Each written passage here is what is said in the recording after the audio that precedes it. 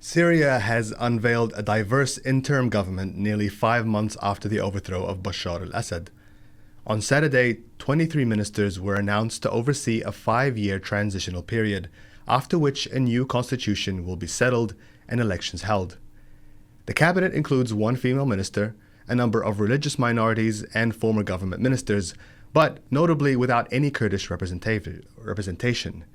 Under the 5-decade rule of Bashar al-Assad and his father, Hafez al-Assad, the country's Sunni majority was largely shut out of government in favor of the Alawite minority the Assads belonged to. Since taking power, Syrian president and former rebel leader Ahmed al-Sharaa has managed to unite a country bitterly divided by more than a decade of war, but has struggled to contain waves of sectarian violence which have left hundreds dead. Speaking in Damascus, he said his new ministers were chosen based on qualification, not on ideology or political affiliation. والتحسين إن شاء الله هذا هدفنا والبناء هدفنا إن شاء الله تعالى.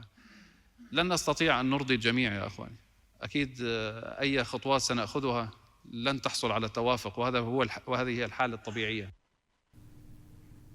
Israel is yet to respond in full to allegations of a targeted mass killing of over a dozen medical workers in southern Gaza after the recovery of their bodies on Sunday.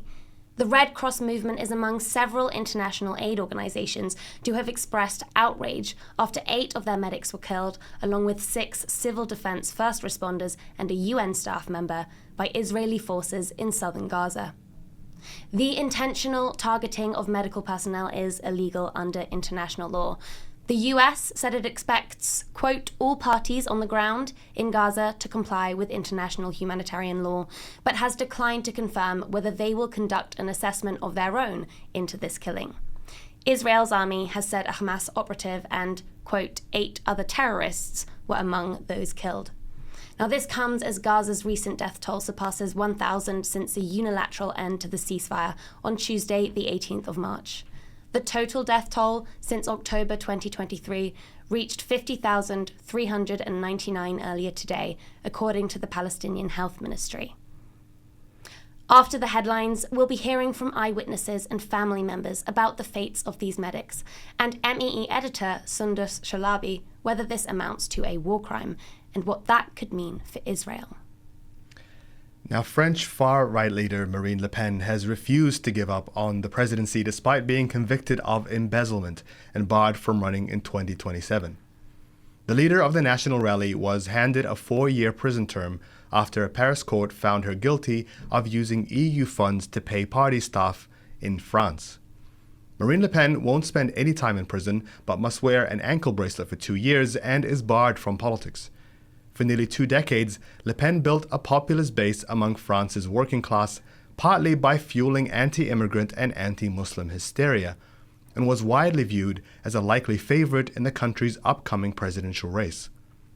In her first interview with French media, Le Pen said she'll continue to fight for the political voice of millions in France. Je ne vais pas me laisser éliminer ainsi. Je vais mener les voies de recours que je peux. Il y a un petit chemin, il est certes étroit, mais il existe. Je vais effectivement demander de la manière la plus claire qui soit que la décision d'appel intervienne me permettant d'envisager une candidature à l'élection présidentielle. Moi, je serai toujours à côté des Français. Il y a des millions de Français qui croient en moi. Des millions de Français qui me font confiance. Et je viens leur dire, ça fait 30 ans que je me bats pour vous. Et ça fait 30 ans que je me bats contre l'injustice. Et par conséquent, je vais continuer à le faire. Et je le ferai jusqu'au bout. Now, I apologize, there was meant to be subtitles on that last video, but just to quickly sum up, she promises that she's going to try and appeal the conviction and promises that her race for the election in 2027 isn't over yet.